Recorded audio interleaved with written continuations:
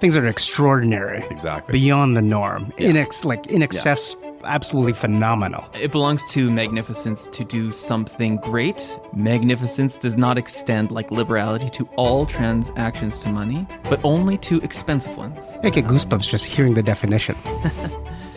If the opportunity came up, what magnificent thing would I want to put my money towards? Welcome to the Your Life podcast, where we talk about how to integrate the virtues into our life and our finances. My name is Anthony De Lazzari, Associate Investment Advisor. Sean Gregory, Portfolio Manager. AJ Sanson, Associate Investment Advisor. We are with Serviam Capital at I Private Wealth, and our goal is to serve you so that your finances may serve your goals and your goals may serve the good.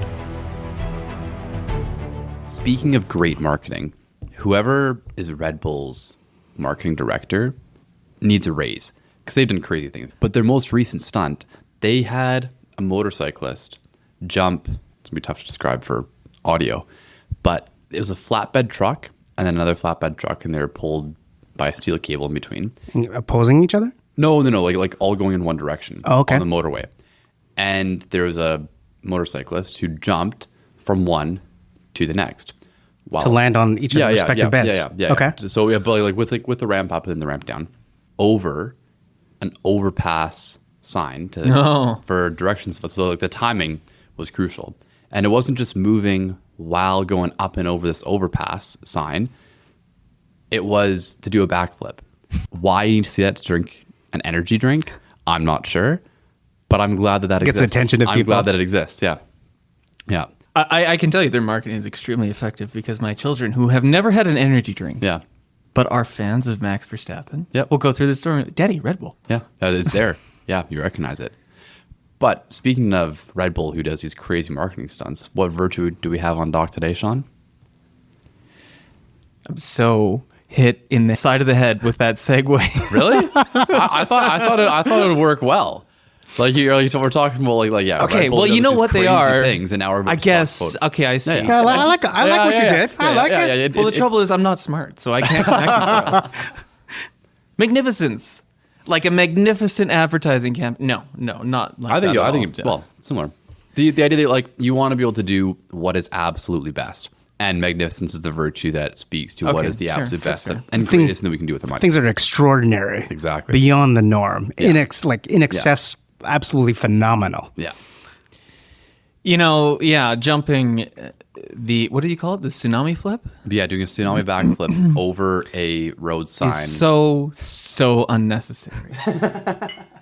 That you would only ever do it if it was great. Yeah. And it does sound pretty great. Yeah. So magnificence. We're talking about the virtue of magnificence today. And I'll kick us off by trying to define the virtue a little bit by, I'm going to pull quotes from... I'm sure you'll do a magnificent job. Thank you. AJ, did I tell you look magnificent? Thank you. Yeah. Okay, from Thomas Aquinas. Yeah, it belongs to magnificence to do something great, as we have said, as the name implies. Magnificence does not extend, like liberality, to all transactions to money, but only to expensive ones. So in keeping with the greatness aspect of it, the cost should be proportionally great. Huh. Right. Yeah. I thought that was interesting as well. I get goosebumps just hearing the definition. Okay, so it pertains to liberality to remove the obstacles which prevent you from using your money, but to distinguish magnificence from liberality, it's not just that this is expensive. It's not just that you parted with your money. It's this aspect of greatness, but also it's not just like giving an expensive gift. That's not great. Yeah. He says, under the aspects of expenditure to the production of some work. It could be to honor someone or to do something which will reflect honor on the whole state or for what we're striving for. But there's this aspect of work. So greatness, work, and expensive. Those are kind of like the key attributes of magnificence. All right, I have some questions. So, like, what would be considered magnificent? Like, what would, like, a beautiful engagement ring be considered magnificent? Would a beautiful house be considered something magnificent? Or are these things just vain? because I suppose that's kind of like the first area of deficiency that I could see things going, is when things are just for bourgeois aestheticism to just look nice, and they happen to be expensive because of a price tag. But you're saying the price tag should come from the, I guess, gravity of its greatness. Well, okay, I don't know if Thomas Aquinas talks about this, but what I think of when I think of magnificence is that it is not to your benefit. Yeah. So it has to be for another. It is for another, for society, for something beyond yourself, for its own sake, right?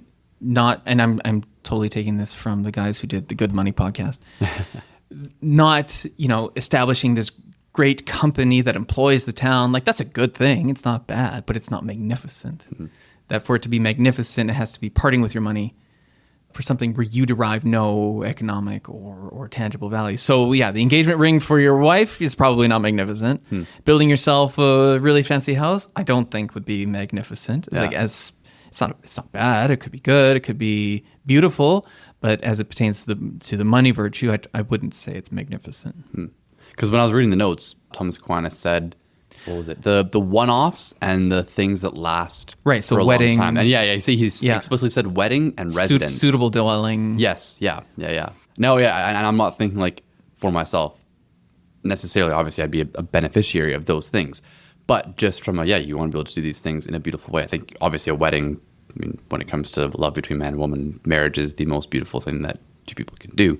So you want, I guess, the monetary value of that parting of money to reflect the gift of the two spouses for each other.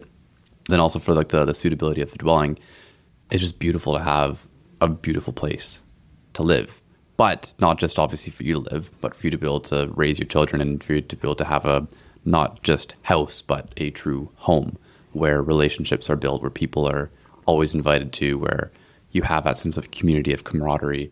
And the benefit of the family, but also to everyone else. Yeah, exactly. Because the family is the building block of society. So if you're able to bring the people together, then they're able to go out and So I'd be curious in that aspect. So I'm just looking through right now. Where Thomas Aquinas talks about that, he's replying to the objection that says the magnificent man is not lavish towards himself. But Thomas says, yes, you can be. Yeah. Appropriate to your station. Yeah. With a suitable dwelling. Yeah. I don't think he's saying that those things are examples of magnificence. Yeah. But I think he's saying that the magnificent man can also engage in these things. Gotcha. Yeah. So it's not necessarily magnificent to have a house like that. Like you can have a house like that, but then do magnificent things and not have those two things be in conflict. And I think what it comes back to is this idea that to exercise magnificence, to be a person capable of magnificence, you have to have a lot of money. It's not a virtue accessible to everyone. Yeah. And so I think like the objection is, but a really magnificent person would never spend money on themselves. And he's saying, no, not necessarily. Yeah. This is a person who has substantial means. And for them to have a suitable dwelling, proportionate is fine. Yeah. Or to have a lavish wedding, proportionate. But, where those things become irresponsible or prodigal is you are not a person of significant means and you have a lavish wedding and you incur significant debts, or you live beyond your means in those other ways. So. And then obviously you have to look at the intent of, why is that being spent? It's not necessarily for the purpose of it being a beautiful thing. It's maybe more for vanity, I suppose. Yeah, versus magnificence, it's like a absolute selfless act. It's for the benefit of absolutely everyone. And it's timeless and an enduring nature that everyone gets to appreciate the beauty as a result of that act. Yeah. I suppose like it's a beautiful concept, but I don't think we see it around too much. I can't think of the last great work of art that anyone was talking about whenever. Well, is that because modern art is partly, but I'm just thinking of the dumpster fire that was the chandelier under the Granville Bridge that the city of Vancouver spent $5 million on. Is that the one where the cars were stacked on each other? Is that the one? No. It's just it's a $5 million chandelier underneath the Granville Bridge. Okay. Yeah. Don't know if that was magnificent. I think the other big part of that issue is that it was taxpayer money. So it was, Yeah, there's a difference between giving away money that belongs to you and just irresponsibly spending someone else's money. Unless someone contributed to build the chandelier, right? Yeah. And maybe it was their idea of magnificence. Yeah. I always tie things back to a financial plan. I was going to say, we should bring this back to the personal level. Okay, so who's this applicable to? Okay, so the key tenets for people who are capable of magnificent and how to think about growing in the virtue is we need to think of these things ahead of time because there's two things. Hold on. Let me step back. I don't think we need to go seeking magnificence. I have a theory that magnificence comes to find you and that your job is to be in a position to say yes. Yeah. So the things that are impediments to us saying yes is because of a large price tag. It could just be the sticker shock of it. So I think to help combat that or overcome that, how I manage things is, I very much live up in my head a lot of the time. And it takes me time to get used to the idea of something that, okay, you know what, we have to buy this expensive thing. I have to think about it, turn it over in my head a lot. But there could be a timeliness to it, right? Someone's asking you for money for some great thing and you might get there eventually, but it just took you too long. So to think about these things ahead of time, to think about striving for magnificence before it actually comes to you, so that when it comes to you, you're mentally already in a place that you can say yes. Yeah, preparedness to take advantage of that opportunity. I don't even like the word take advantage of, but just the opportunity to practice. Respond.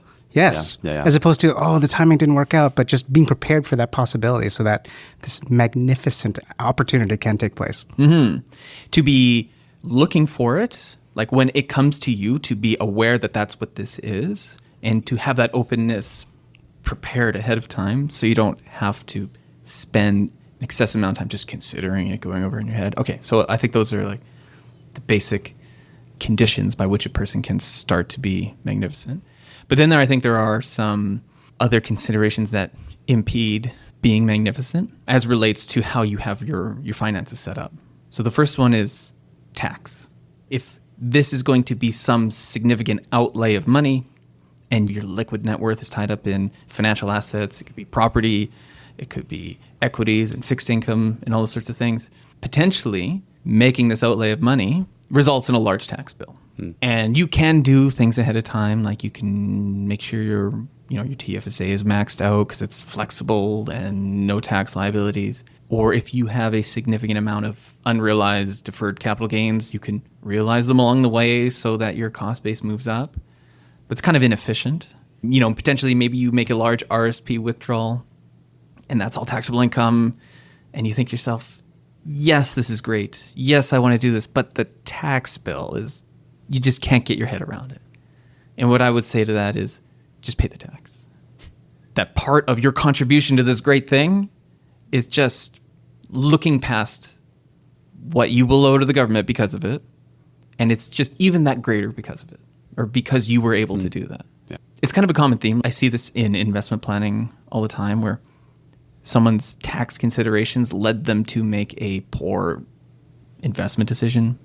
This company that it's been in your portfolio for a long time. It's sitting with all these unrealized gains, but look, the outlook is not positive. You should do something with the security, but you just don't want to pay the tax. So, that does happen. And in the same way that a tax decision can get in the way of making a good, investment decision, I think it can get in the way of making a good virtue decision.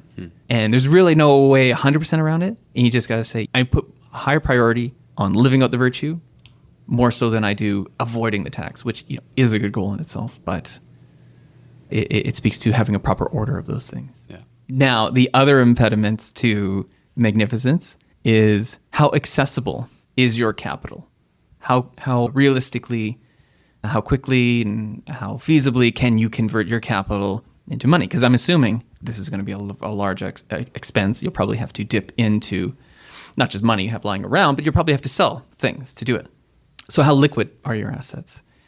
So if a person's assets are tied up in whole life insurance and private equity and private credit and personal real estate, they're not going to be very flexible. They're not going to be able to respond very easily to that decision or to that approach by someone to exercise magnificence.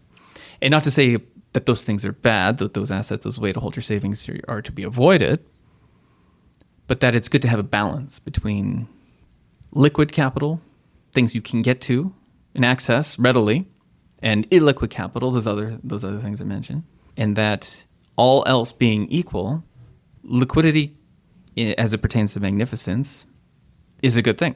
It should be something that you incorporate into a whole asset allocation. Yeah, it's the opportunity to act in that moment, to create fewer impediments to pursue this magnificent opportunity again.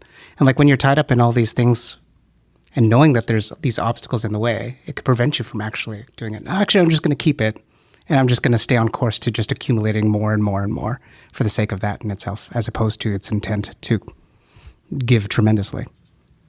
What about somebody who's at a point where they could be magnificent? Is there ever room for an impediment where they're like, well, what if I held off for another couple of years?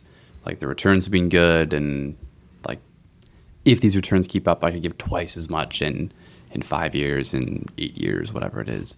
I think that's why you want to earmark that these monies are meant for the opportunity for magnificence. And so when that comes up, being able to then you can act on it. Yeah. And so with the exercise of the virtue. Well, actually, just to that question, and I'm going to refer back to Thomas Aquinas, and he says, he's talking about magnificence and fortitude together. He says magnificence is a part of fortitude because it pertains to both virtues to do something difficult. Yeah. This is an arduous task. It's not easy to part with a large sum of money or capital, and maybe you are giving up good returns, and those are the things that hold you back. Yeah. But it belongs to magnificence to persevere through that difficulty. Yeah. Those reasons so not when it's to like do it. when that comes up, to be able to say yes, like who knows what's going to happen in 5 years in terms of an opportunity, but this is the thing that is here available now. Maybe that opportunity. Yeah, and those are the temptations not to do it. And it's always easy to think of reasons why you should not do that. Yeah, and so the virtue of magnificence is part of fortitude in that it's, hey, this opportunity is now, and I'm the person who's in the position to do it. And it is a difficult decision to make. Yeah. Not so it would not be magnificent to say, great opportunity, I'm going to let this stuff build more, and then in the future, because I guess like the risk with that, you don't get a second chance at it. Yeah, exactly. Or if you always have that, then you're just going to die with a massive estate. Yeah, because we think, in 4 years' time it'll be worth twice as much, but in 4 years you'll be thinking the same thing. Another 4 years it'll be twice as much again. More and more. Yeah, and then it's not being put to use. Well, it is being put to use in the capital markets sense of the term, but it's not being put to use. Magnificent use. Yeah, to magnificent use, and we're in the business. It's not funding a dirt bike to jump over an overpass, which I mean it is awesome, but I guess it's not magnificent because it is for building brand loyalty and all those things. Yeah.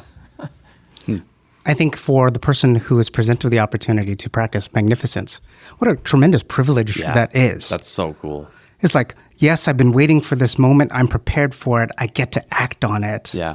Because I've been waiting for the opportunity, and to just freely go, yes. Yeah. What a tremendous privilege to be able to be in that financial position and also have the courage to have do that that dilemma. Yeah. That really does speak to the beauty of the virtue, to be able to be like, wow, even though this is difficult, this virtue is. I get to practice this particular virtue that no one else typically gets an opportunity. Yeah. Especially, I mean, we just talked about liberality and how the risk with liberality is viewing everything in kind of dollar terms, and how that can be so caging to the person, and how people can end up viewing themselves just as what they're able to accumulate for themselves.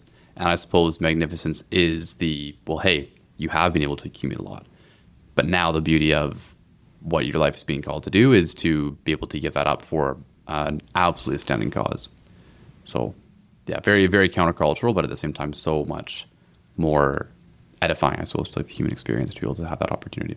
Yeah. I think the bringing up the Granville Bridge chandelier is a good idea, or is a good thing to bring forward, because there are great causes, charitable causes, and yes, they deserve giving money, but I think it also belongs to magnificence to give to money to something that's completely useless, like art. Yeah.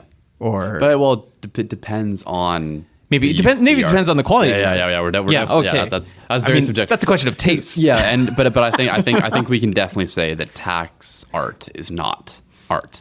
When art communicates things that are true to the human experience, art at its highest form, is able to could be powerful. Exactly, is able to articulate things that it could be great in its own sense, but it's. But I guess what I'm thinking is, don't get lost in the trap that it's not like inherently good in the way that supporting a charitable cause in the way that like that's obviously good, but these other things that are not obviously good can also be great. Okay, some other examples, like founding a school with a purpose that's catering to some like underserved part of society or whatever it is. It's good in its intention and mission, but they need money. Monasteries, like the religious, where they do not make money, and these things are of the highest calling of greatness. Other examples of magnificence. What do you think, AJ? If you think of travel, people will want to see and experience all these different great works of art. To say that they've seen the Mona Lisa at Le Louvre, or anything of that sort. I'm just thinking of what are some... people walking through Chartres Cathedral will convert their religion. I was going to say some of the cathedrals, I think, are some of the most fantastic examples of art because. And then, this is probably one of the most profound things that I've been told when I've been in a cathedral. I think it was St. Paul's outside the wall in Rome. And I was trying to appreciate all of the little detail and the structure and the design. You have the art, but you have the fresco, like everything there. And I'm looking and it's like, how long would it take for you to do just that one thing? Like how many days? And it's like, how many lifetimes have been spent on this cathedral? And it's like people started some of these projects knowing that it'd be their life's work that they would not be able to see the end of. And then one guy turned around and he said, it's pretty crazy. Like no human in their lifetime, because of how many lifetimes have been poured into this. Because it's just so extraordinary. Exactly, is able to appreciate it. But God can. And it's like, whoa, that's heavy hitting. We're talking about magnificence. It's not meant for people to appreciate, right? It has to have a transcendental value if we're talking about virtue and the soul. And thinking of like appreciating the little intricacies that a lot of love went into. I think it is an act of love to know that this little detail that maybe not really paid attention to, but someone who just takes the time, like, wow. Yeah.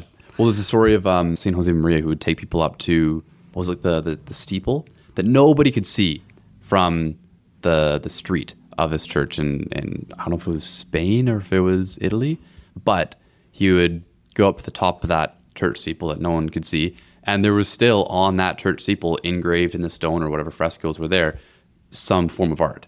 And San Jose Maria is kind of like, look, nobody will ever see this from the street.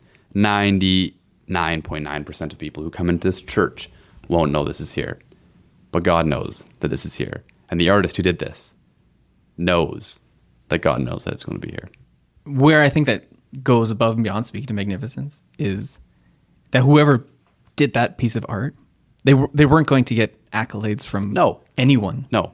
And when it came to pay, for its own sake, or for God's sake. Yeah. And even when it came to pay, it's like you probably, whoever is budgeting it, I suppose they would have had a very different concept of how money is spent and the purpose that money is used for. Maybe that is.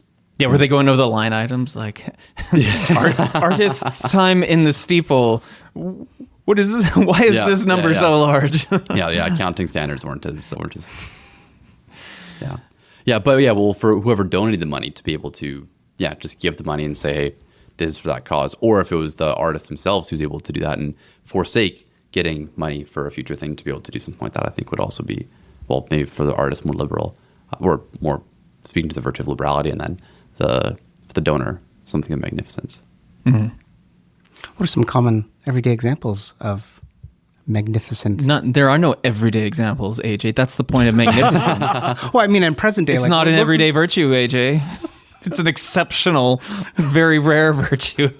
Or perhaps of something that we experience but haven't fully appreciated that it exists. Well, I mean, they're like just in the topic of art and cathedrals. There are the beautiful things around us that we don't notice in our day to day. We get used to them, and we forget to appreciate them. Mm-hmm. So I think there's that. I think we take for granted the efforts towards greatness that our forefathers built into or put into just building up our community. We just take these things for granted because they're here, the roads and the whatever. But I think maybe that's more of an everyday example. Mm-hmm. Otherwise, I have no idea how to answer your question. Yeah. It's tough, because so much of how capital is used everything when it comes to how capital is used is very much what's the return, what's the net present value, what's all these different computational stuff, the consideration for greatness in terms of how much it's going to add to the human experience is almost never put into the calculation, because how can you? It's more of, well, we need a new school, therefore a new school gets built because our population has increased. We need a new hospital, therefore a new hospital gets built because population has increased. We need a new road because this area is developing, and it's all very calculated, as opposed to, to be in this position. It is like a once, maybe twice in a lifetime opportunity. Yeah. I'm not a libertarian by whatever definition, but one point they make that I think is pertinent to our discussion is that, when government is responsible for building all of these things, it takes away the opportunity for people to have done it themselves for its own sake. Yeah. Because nobody's really building schools today except the people who have to. Those are examples of things that, in the past have fallen on the shoulders of the people in the community. Yeah. We're all going to come together and we're going to raise money for this.